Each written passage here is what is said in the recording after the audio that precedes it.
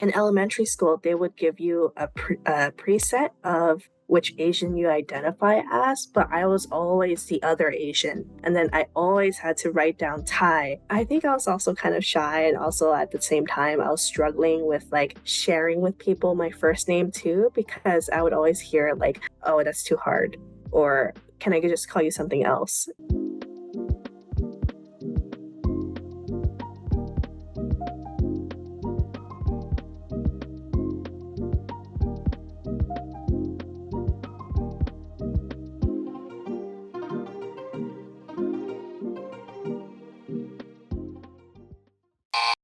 Hello สวัสดีค่ะทุกคนค่ะ Welcome to THAISPORA the video podcast about the stories of the Thai and Thai diaspora communities in the West with me I have Kartoon Hi, สวัสดีค่ะ everyone. Kartoon of course you might know or notice Kartoon is not a real name it's a Thai nickname she's a Thai American artist based in LA welcome to the show Thank you so much. Thanks for having me here. how are you I'm good. It's been a busy week, but yeah, keep going. How are you? yeah I'm doing fine have you eaten anything yet I actually have not. No, it's 10 o'clock right now, or 10 a.m. I probably usually eat like after lunch-ish. Today's topic will be about the Thai American communities and the German Thai communities. So we will talk a bit about the differences, parallels, or like similarities between its communities. It might be fascinating to see how these Thai diaspora communities develop through time. But before we get into that, if you like to support Diaspora, you can support the project on Patreon, Buy Me a Coffee, or via PayPal. You'll find the links down below in the subscription. I have some phrases, and I would like to ask you if you could fulfill them. Okay.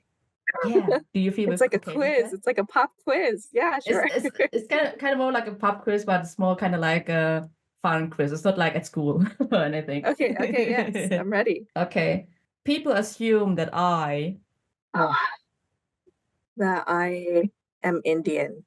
Yeah, I'm Thai, right? But then I think Mhm. my facial structure is very similar to Indian because of my nose. I Mhm. have like a little bridge on my nose. And then I remember people always assuming that I had like an Indian last name or something like that. At the same time, I'm also fairly light skinned. So there's like some confusion about that. But then I would hear that almost all the time, that I have like a facial structure that doesn't look like a typical Thai person, and that I look more Indian. Yeah, but how does the Thai person look like actually? Right, I don't know. Because I Yeah. I hear a lot of people who assume that I am Japanese somehow, or maybe this is like one of the two countries that they know in Asia, Japan and China. So, are you Chinese or Japanese? I live in California last 20 years, but first come from Laos. Huh? Laos. We the ocean. The ocean? What ocean? Next phrase. In the States, I've never experienced. I've never experienced the life that people in Thailand generally think the American dream is like. Okay, what's the American dream? And I think by that, it's more of like owning a property, having a big family with like a dog or something Mhm. like that. I guess that's also what's portrayed in the movies too, is like be that successful person.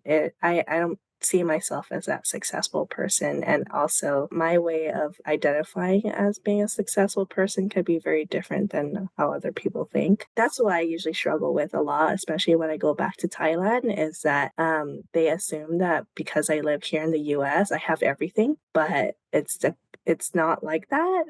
Yeah, this is also like the same that I experience from people living in Thailand, and they also see like the West or like Europe as such a prosperous region, like where everyone has like a house and a dog and like a really bank accounts full of cash, but it's Mhm. actually not the reality.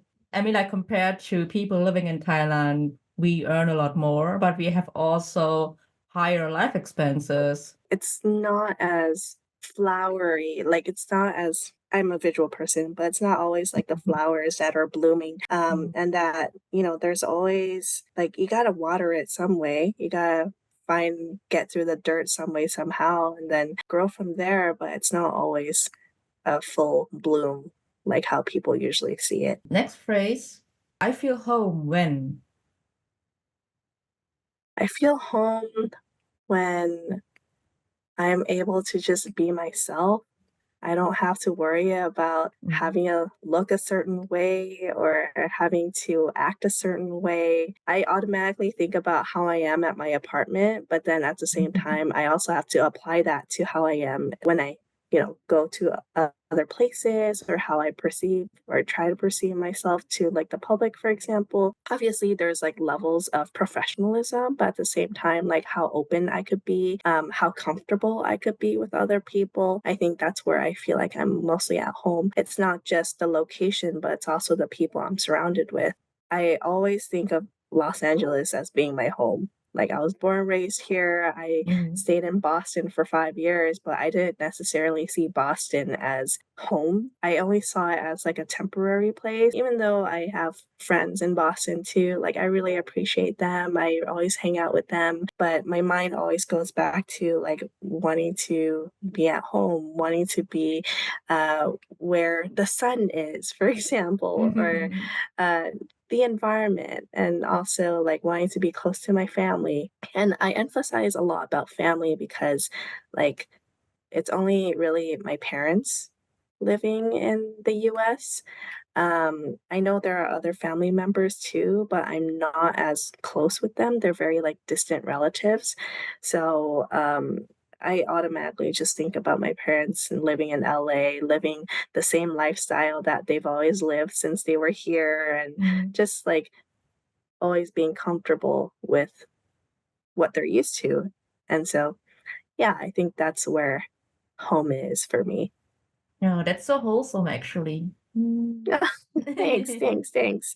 Yeah, and I care a lot about family too because like I don't know, it's really going back to who else is gonna be there for me besides my parents. Because like my grandparents are in Thailand, my cousins, my aunts and uncles, but I think when it comes to like direct support, like it's only really my parents I could easily go to, that I could talk to, and, like, I've never really seen the rest of my family. I've only seen them, like, maybe 3, 4 times in my life. There's just this distance, right? And, like, time and all that stuff, so it's a little bit difficult for me to maintain that relationship. My mom lives in Berlin, Mhm, and I see her like from time to time. So Berlin and Hamburg are not that far away. And my dad lives in Thailand actually. So he's not mhm, able to speak any English or German, so he just speaks Thai. And this was mhm, also my motivation to improve my Thai language skills, just like to mhm. communicate with him and also like texting him online. And my grandparents are this is actually a sad thing. They're all dead actually. So actually, I have only my parents who are like my connection to Thailand and to Thai culture. Mhm. Living that diaspora lifestyle, I cannot connect with my family as much. When I hang out with them, my norms or like how I was raised in like this American culture doesn't align with Thai culture as much. And then because when I hang out with my cousin, for example, they only speak Thai, right? And Mhm. like I try to speak Thai with them, but my Thailish is so obvious. And you could hear my accent. You could hear that when I speak Thai, it's in the most English accent ever.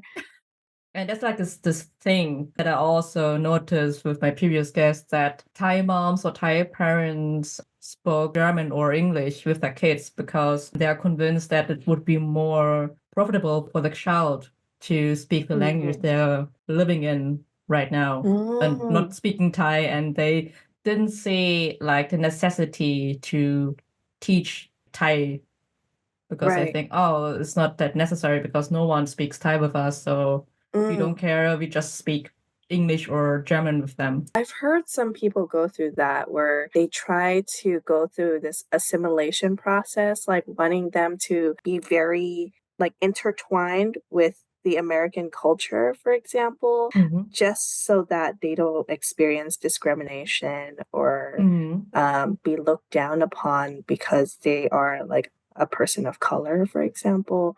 I know Germany still has like a fairly large Thai population, but during that time, was there still a lot of Thai people, like some sort of community? Yes. So I came to Germany in the 90s, and there was like this big migration boom, like similar to US, I think, that mostly like Thai women migrated to Europe in the 1980s to 1990s. In this context, I also came to Germany with my mom. There was already a Thai community, like the Thai diaspora community in Berlin. When we arrived, they are doing the Thai Park thing. Yeah, maybe you might know about this. And this is actually a place where Thai people would hang out, meet, playing cards, and sell food. But it's also like a place for them to exchange knowledge and exchange information. And do they still have that Thai Park? Yeah, it's still ongoing, but unfortunately, there's like a debate concerning the location. So it's actually in Preußen Park. That's the name of the park where Thai Park is commonly located. But due to policies, bureaucracy, and there's also like the residents nearby, they complained about the food, about the smell, and about the garbage. So you have to imagine this is really a a wide district where Thai Park actually is, and they didn't really like that thing because it's like out of order or somehow. Interesting. Yeah, and that's why there's like this big debate. Thai Park is still trying to find a new place to settle, but I think they haven't decided yet. Is it also because they need to get some sort of public health approval? Yes.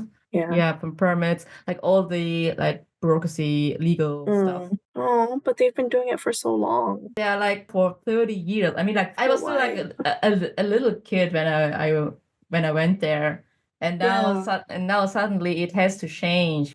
Yeah, it really sucks. I mean, like to improve their sustainability when it comes to sustainability, that people would get their boxes or their own plates, and you can and then you can just have food on your own plates. You don't need to have like plastic plates and all that on all these things. But still, residents are still complaining about this. That's ridiculous. Why? Yeah. What? Yeah. Welcome to Germany. That's Germany. It looks like. What? Kind of had something similar here in LA at, for example, Watai of Los Angeles, where the neighborhood was complaining about how a lot of people were parking in the neighborhoods, taking up their like driveways, the smell, the trash. It led to a couple of shutdowns. And yeah, almost the same thing too. And a lot of people really missed it. And then the temple had to go through like all these like approval processes, having permits, closing down like their parking lot just so people could like buy food. But it was like a long time coming. I think they were closed for like definitely over 5 years, for example. But I think it was just like this fear of like people complaining about disruption of peace. For example, disruption of peace. There's no order here. Yeah. And it's always some sort of like battle against politics. I don't know. Law, bureaucracy, and all that stuff. Hopefully, Thai Park would continue to flourish. So, guys, anyone who is listening from Thai Park here, if you like to give your insights to this topic, please contact me. I'm more than happy to interview you.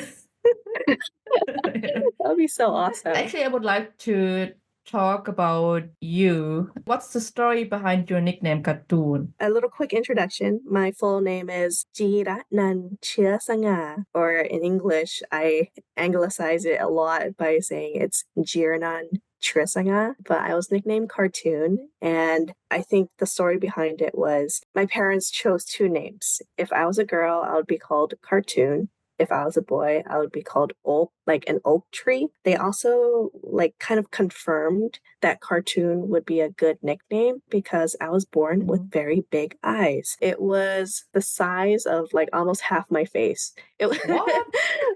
I had really big eyes, and cartoon really fit the theme too because they really liked the cartoon show Tweety. And at the same time, like a lot of my aunts, for example, my aunt's name was like Katay. They wanted to like continue that some way somehow, and they're like Katay, Katoon, and all that. So it fit perfectly, and that's how I got my nickname. It was kind of like code switching. I think we all kind of go through that of code switching between your first name and your nickname. So I was very familiar with it when it came to like the Thai community calling me by my nickname. But then it wasn't until college where I broadened it to my college friends. I think I was also kind of shy, and also at the same time I was struggling with like sharing with people my first name too, because I would always hear like, oh, that's too hard, or can I just call you something else? I didn't understand what my name meant until college either. It means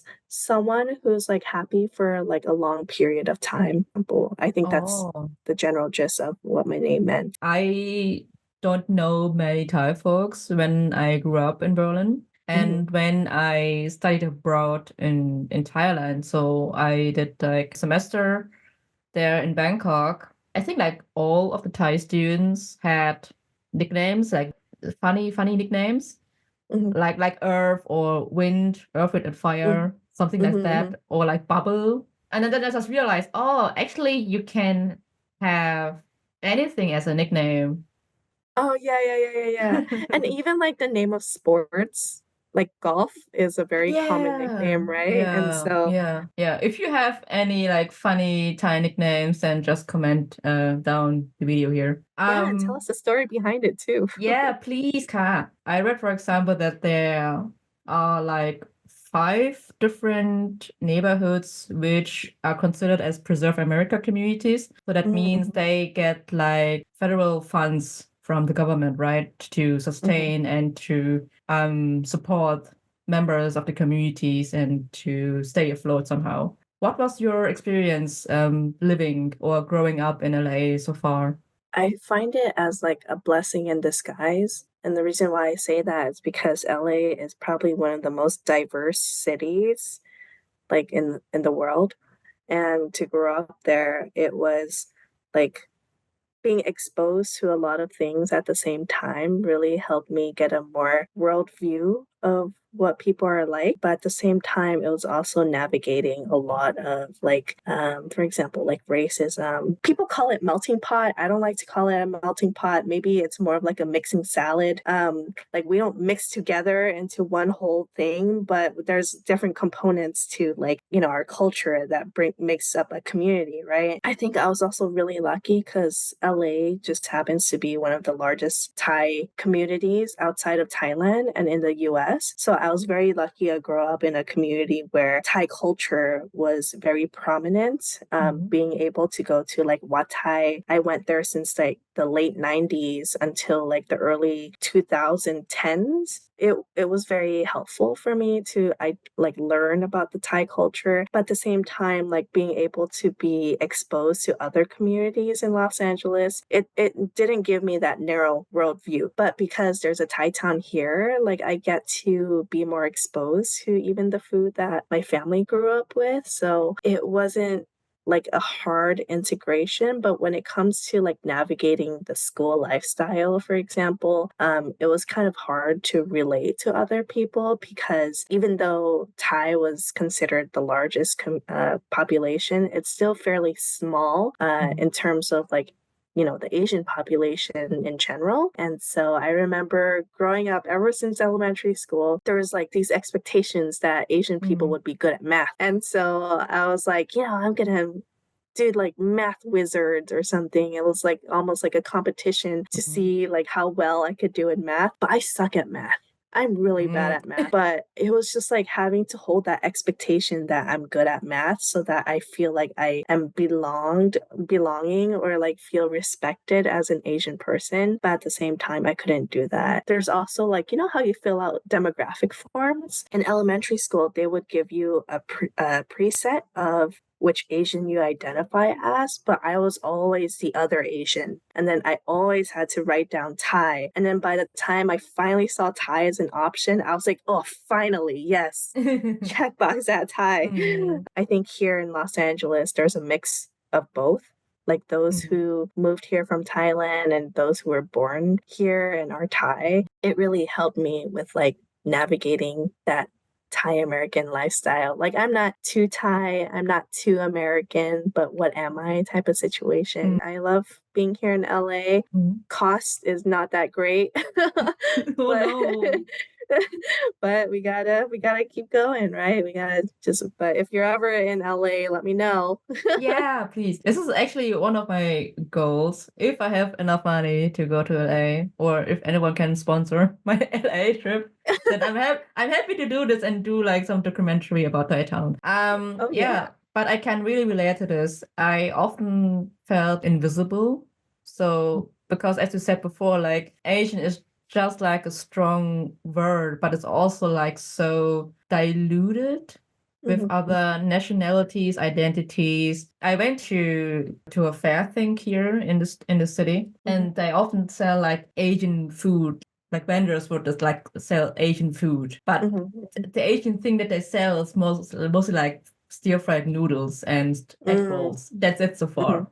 And I asked myself, isn't that like more like a Chinese thing? Why is it called Asian? And you see a lot of these kind of restaurants or vendors here in Middle Europe just saying like something Asian, but it's actually more like from China or like from Vietnam or for example, but it's not actually representing the whole country, the whole continent for sure. Right. I remember people always associating Thai food with pad Thai. And I'm like, there's more than that, yo. And even so, pad Thai is really like a very new dish. It was created like last century. It's not that super old. Even though pad Thai was like kind of seen as the national dish, it was actually created to shift away from the general like Chinese dish. I believe the background behind noodles like really came from China, right? But then they wanted to kind of like Thai-ify the dish. Yeah, I think it was this sort of like anti-Chinese movement from people. So like one from, I don't know his complete full name, from this one prime minister after the World War II who was responsible for that. And he wanted like to emphasize the Thai nationality and Thai national idea, which is actually also like a modern idea from the West, to have like a nation, have a flag, and to have like fixed borders. He wanted to have a dish which kind of like incorporates everything from Thailand, like the mung beans, tofu, and rice noodles, and to add like tamarind juice to it to make it like more Thai somehow. Even the name pad Thai, it actually means like stir-fried Thai. What is actually Thai? What do you want to stir-fry? Yeah, and I believe it's pad Thai is the short term. It's kway teow pad Thai. Obviously, it's just shortened to pad Thai. To make it more catchy, only for marketing. Shortened, so it doesn't get complicated for for the rest people. Of the world. Yeah, for Western people. You didn't really study art. You did your BA in public health policy, and you have a master's in medical anthropology. Why did you start a career in the health sector? There's two things. I think growing up, I wanted to go into healthcare because I wanted to save lives. I really wanted to go into pediatrics. If not, I was juggling between also pharmacy and optometry. So those were some things that I was interested in. But at the same time, it was also social influence. My parents were very like, oh, because we're already here in America, you might as well pursue a high degree. And go above and beyond since we're already here. And so they wanted me to become a doctor. Doctor or any kind of doctor? Any kind of doctor. As long as I had that D and that like degree, they were like, just do it. I went to college initially for pharmacy, actually. And then at the same time, I was being as open-minded as I can. So I broadened it up into like pre-health. Prior to that, I actually applied to school either for health or for art. When I told my parents about the art section, they were like, do not do that. You cannot get a career in art. And so that kind of pushed me away from going into art or learning art more officially. But I've always been into art, like ever since elementary school. I like learned how to draw. I like self-taught myself how to like use certain mediums, for example. But then the reason why I continued on with healthcare was primarily because I wanted to make my parents proud. Earlier, I said I failed a course. I actually got an F on one course, and that was chemistry. I think that was the moment where I was like, I have to shift away. I don't care about chemistry as much. I don't care about math. Like, is there something that I could do that's still health related, but doesn't have those requirements? So I ended up shifting into public health, but more of the policy side than the sciences. Then as I was going through the policy section, I was like, oh, this is actually really interesting because I'm actually still learning about how I can make an impact to patients, but not work with them directly, but at the same time, still make an impact to a larger community rather than individual people. As I was completing my bachelor's, I found out about medical anthropology. That is the study between culture and medicine and how culture makes an impact onto people's perceptions of medicine and how medicine is practiced in various cultures. I found this to be very relatable because, in Thai culture, it's not always about like biomedicine. It's not always about pills or getting off the counter like drugs, for example. It's also like traditional medicine. It's also spiritual healing, going to the Wat, going to go pray and all that stuff. It's like an incorporation of law things, right? And so I applied that and I was like, I really like this. I want to continue doing this. So that's where I was like, I'm going to study my master's in medical anthropology. So that's where I went to Boston. I went to Boston University for 2 years. And then I worked in the healthcare environment for 3 years. What I did was more of like health equity, diversity and inclusion work, still wanting to understand how culture affected people. And I did a lot of like education around diversity and wanting to engage physicians on how they could be more open-minded when they talk to patients. I was very into that. I'm still kind of into that right now. I work in diversity, equity, and inclusion full time, but the whole art stuff was a little bit accidental. Yeah, I think it's a really fascinating topic that the medicine that you have, you cannot apply it to all people actually. And that's also like different beliefs and different cultures that you also have to consider. I'm not really sure how it is in Germany when it comes to health policies concerning people with a migration background. Maybe some of you outside have an opinion or like insight of that, then please let me know in the comments. For example, you told me that people would go to a Thai Buddhist temple and would, for example, like pray or like tambun, make marriage to gain a better health conditions, for example. How do you navigate between these different people with different cultures? I like to understand like what people's first course of action is. Some people have a preference to just go see a doctor first and then do whatever they need to do. Some people would go to like the Wat first, or they would like do some sort of like spiritual cleansing. If there was some sort of way of like integrating how their personal beliefs are into like, let's say emergency happens and we have to like take them to the ER or something like that, how can we further assist you with your own cultural belief? Should we invite a monk? Should we have additional person with you to help with like translations? Should we have someone who's there's a lot of like, for example, I've seen a case where like a monk had to go to a hospital here in the US and they had to go through heart surgery. And you know how like monks, they're not allowed to touch women?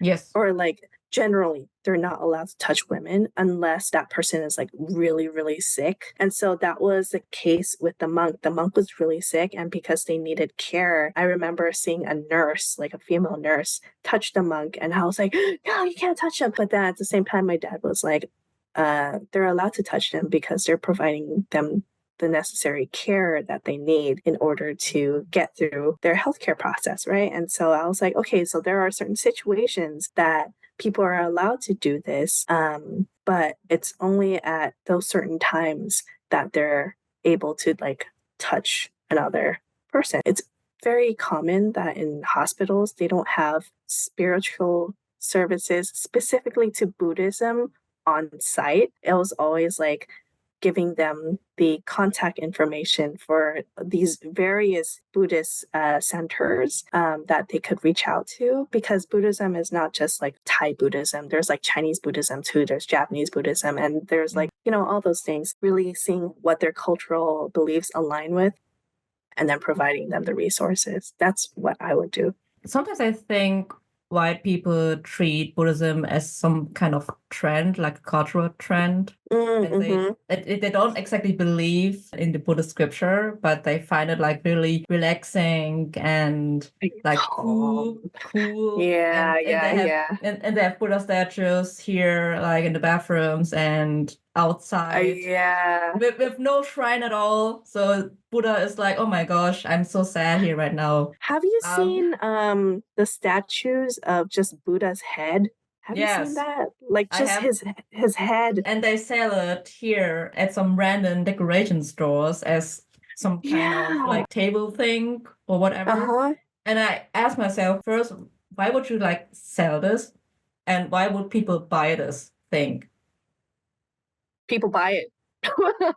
People buy it because I think it's cool and so relaxing to have like a Buddha head or like a Buddha statue on your dinner table. Whenever my dad and I, or my parents and I, we would walk by, let's say it's like a garden center, and they sell these Buddha heads, my parents would automatically be like, this is disgusting, or like, why would you do that? I don't practice Buddhism as much as I did before. I'm like lightly practicing here and there. Like if it was like another, because that's like Buddha, it's like a deity, right? Like someone that you want to like respect and like pray to and stuff. But if that were to be another type of deity, let's say Jesus Christ, for example, it would like, I don't know. Yeah, it doesn't. Exactly. How would people feel if there was like a head of like another god or person that we worship being sold to general public just to be displayed as art?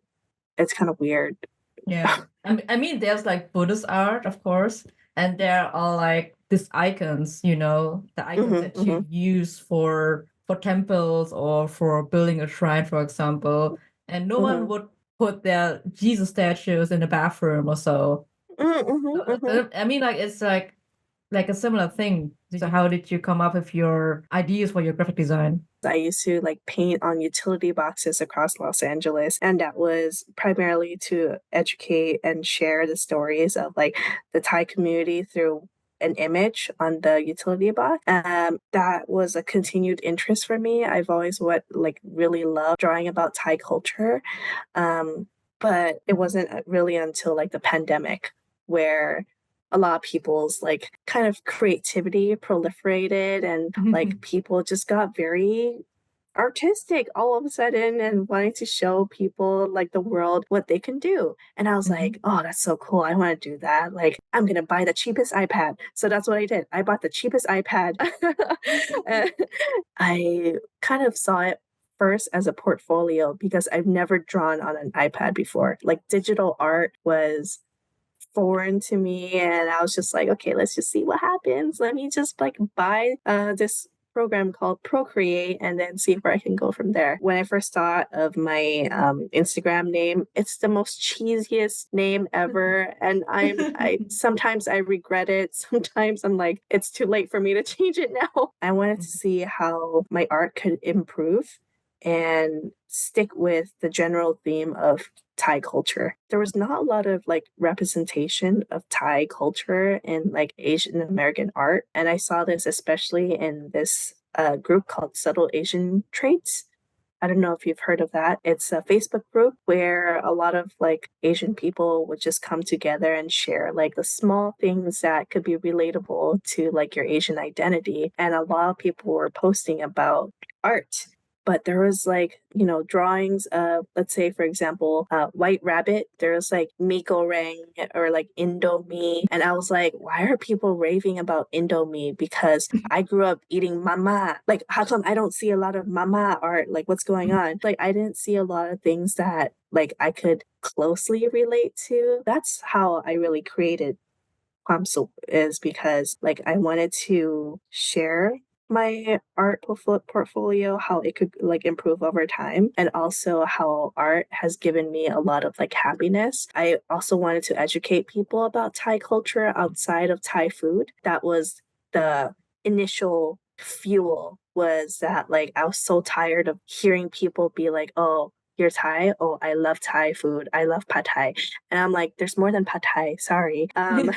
So people started liking my art, and I was like, oh, okay, this is cool. I gotta keep going. It's been fulfilling, and that I hope it's also an inspiration for others to just try. It doesn't hurt to try to do new things, and that there's always improvement over time. It's actually very so inspirational, because I remember, I think it's also like 2020, I discovered your Instagram account, kwamsookxo. If you guys want to check out her Instagram account, I will also put the link down below here. And this was like the first time where I saw like Thai culture incorporated in art or in graphic design. Before that, it was more like Japanese designs or Chinese designs. I read a lot of manga actually, so I read a lot of Japanese comic books.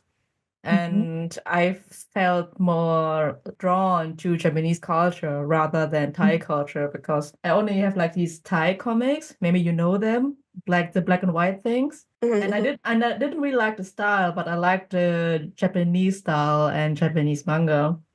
But then I saw your Instagram account, and I realized, oh, you can also like do great and cool things with that, with Thai culture and Thai art. I studied Thai studies or Southeast Asian studies in Berlin. But outside of my studies, I didn't see anything related to Thailand except for massage places and restaurants, like Thai restaurants, but nothing when it comes to Thai culture and Thai film. Like, it's still a process, and there are Thai artists in Germany who are like doing their thing, like doing Thai culture, presenting Thailand related topics or Southeast Asian related topics. I think like your art was the first thing that I saw when it comes to Thai culture, and I'm really thankful for that, because it kind of like helped me to like also to do this podcast, and also like to get to know more about this and more about Thai culture. So thank you so much for your art. Oh no, thank you. Wow. My heart. I didn't expect my art to go international either. I was actually really surprised that a lot of people, especially in Germany, Australia, in the UK, were like supporting me too. And I was like, wow, I'm glad it's broadening, and I'm really happy that it like inspired you to continue doing stuff too, and you know, be still like Thai focused and wanting to learn more about other people's histories and Thai diaspora experiences too, because it's not very often heard of. And I think just like having that perspective is something that I want to continue growing, is that like there's more people who are experiencing almost the same experiences as you are, and that you're not alone, right? And so no, thank you too. In the beginning, I already mentioned the Preserve America communities, and we already talked a bit about the different Asian diaspora communities in LA. For all the guys, maybe this might come a bit late, for all the people who have never been to LA, especially not in Thai Town, how would you describe Thai Town? I see it as a big street of just great Thai food. And it's not just Thai food, they're incorporating a lot of like Thai dessert places too. There's also Thai specialties. It's not just like general like pad Thai places, but Oh uh, no. but like Isan food, for example. There's also a Thai bar here. You should check it out. Oh. Yeah. It's called Krung Ted. And then another thing that Thai Town used to have very often is like their Thai New Year celebration, Songkran. They would like take up a chunk of Hollywood Boulevard. They would have like a lot of stalls. They would have like a boxing ring at the end of one, like on one section. They would have like a beer garden. I think it was Ooh. primarily like Sing beer, in addition to like not just like Songkran Festival, but in Thai Town in general, they also have like a boutique of like Thai clothes that you could like check out. It's called the Pukao. Yeah, mountain. I think it's called Pukao. And then there's like extensions of Thai related businesses outside of Thai Town that people usually go to too. Like I'm always like at the Wat. So yeah, if you ever come to Thai Town, check it out. There's a lot for you to explore.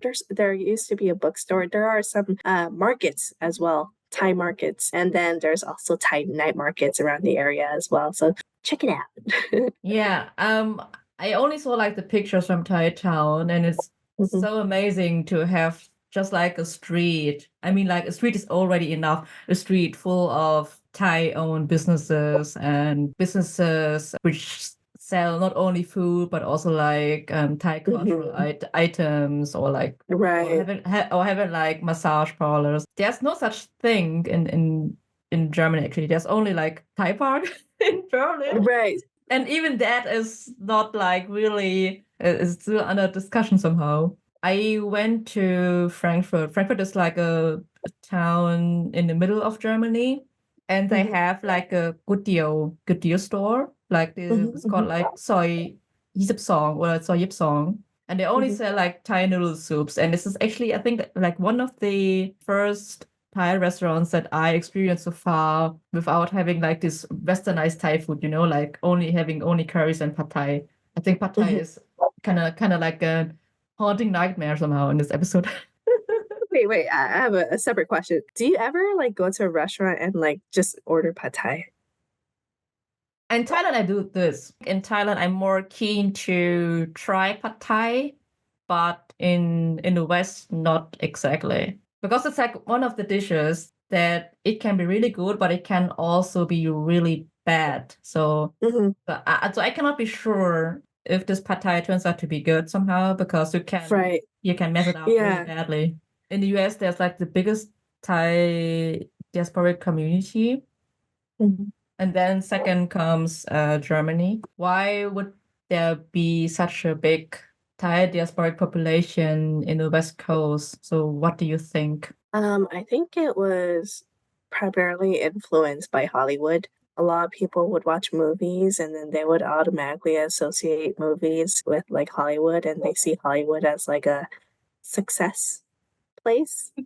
They see the US as not just a place of opportunity, but a place to restart life and have like a better lifestyle as opposed to in Thailand, for example. At least that's what my parents would tell me, is they came here because they wanted to have a better lifestyle. LA is the first place that they thought of because they just happen to also have like the first Thai temple in the US. It really like helps them connect with their Thai culture and just feeling more at home in the general sense of like opportunity, that they could like start a restaurant to sell more Thai food, and then they would like expand from there, and then there would be more temples being built around those areas to increase more visibility of Thai culture. But yeah, I feel like that's like the general sense of how it is. I believe in probably in the 50s, 60s, between like 50s, 60s, and 70s, a lot of people came here for like education. And then mass migration started happening in the 80s and 90s. So like it was probably also the schools that people came here for, maybe around like UCLA or like in the East Coast for like Harvard or MIT, for example. So it really varies, but I see it more of like opportunity of more like just being attracted to places where there's already Thai establishment. Yeah. Yeah. Yeah. And also like Thai Town was not established probably until like 1994. So it's pretty young, actually.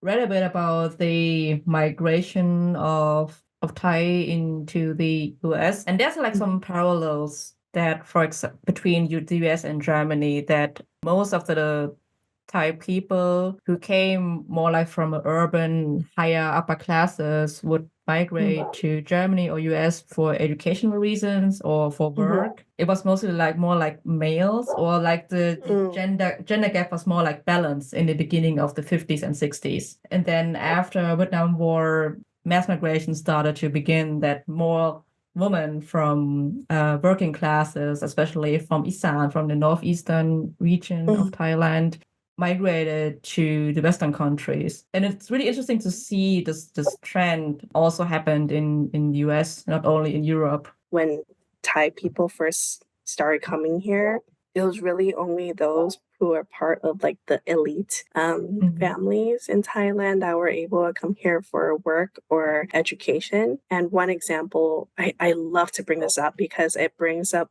more awareness of what Thai and U.S. relations is all about. But the former king was actually born in Boston, but it was because like his dad's name was Prince Mahidol. He went to the U.S. to study. He was really not expected to be the successor of the next king, right? And then that's where he decided that he wanted to go into medicine and he wanted to study health. And so because of like those educational opportunities, he didn't expect to, succeed the throne or anything. If you also go to Boston, there's a place called Pumipon Square. It's right by Harvard. And they also have like a bunch of plaques at various places that the royal family used to live in. Also in like old apartments that they used to live in. There's a plaque right in their lobby. Yeah, it's really pretty interesting. And then there's like this home that also had a plaque right in front of their home, but it's like some other person's house, right? And so just wanted to bring that up. It's really interesting, fascinating, and just gives you a better sense of what history was about and what the US and Thai relations, how that kind of like grew. Yeah, it's really fascinating. Yeah, I remember like the brother of the previous king, he was born in a city in the south of Germany. I'm not really sure if it's like Heidelberg. Maybe it's Heidelberg. I'm not really sure. I'm not really sure either if there is like memorials or like sites concerning Thai culture or Thai royalty in Europe. I only found when I was traveling in Lisbon in Portugal, I only found like a temple, like a Thai. It wasn't really like a temple. It was more like a sala, like a gazebo, like a Thai gazebo. It was sponsored by one of the princesses. That, for example, you would see in Europe, but nothing else so far.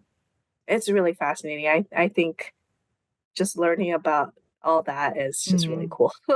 People always think like in singularities. That like, oh, this is Thailand.